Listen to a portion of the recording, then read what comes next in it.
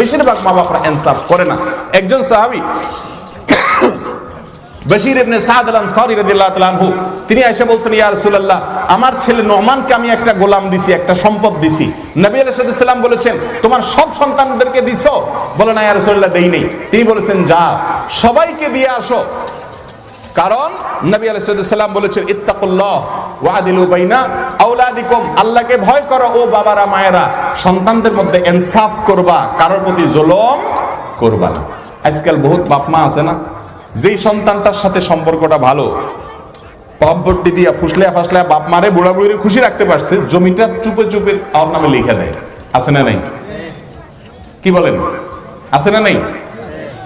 আপনি মনে করতেছেন আমি জমির মালিক, আমি যাকে ইচ্ছা তাকে দিব না। আপনার ঘরে যারা জন্মগ্রহণ করেছে তাদের প্রত্যেকের হক এবং হিস্সা কোরআনে ঠিক করা আছে না নাই?